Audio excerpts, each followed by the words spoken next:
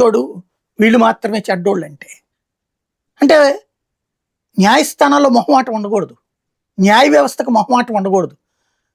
ఇప్పటికే ధర్మం దేకుతోంది.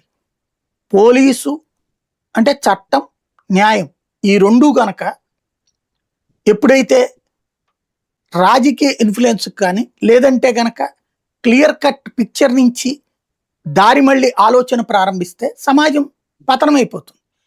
ఇప్పటికే సమాజంలో 90% డిస్టర్బ్ చేసేసారు అన్ని వ్యవస్థలు. రాజకీయ ఆధిపత్యం వైపుకి తీసుకొచ్చేశారు. రాజకీయ ఆధిపత్యాన్ని కంట్రోల్ చేయగలిగిన ఏకైక వ్యవస్థ ఈ రోజున ఉన్నది ఒక్క న్యాయ వ్యవస్థ. వాళ్ళు రాజకీయ వ్యవస్థను వదిలేసి కార్యనిర్వాహక వ్యవస్థ వాళ్ళని తిడితే పాపం వాళ్ళు ఏం చేయాలి? ఏంటి ఉపయోగం? ఒక ఉద్యోగి సర్వీస్ రూల్స్ ప్రకారమే కదా ఏదైనా చేస్తారు. అసలు ఆ service rules focal non focal అనే ఇది ఉందా, నిబంధన ఉందా? నేను చెప్తుంది అదే, గుర్తింపు లేనండి, సింపుల్.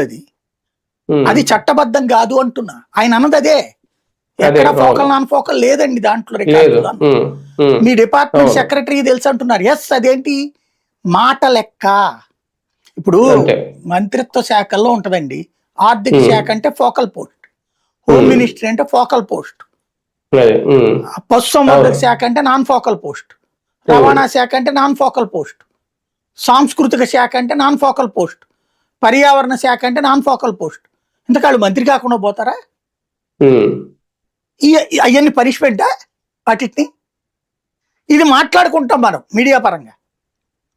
ఓ కేసీఆర్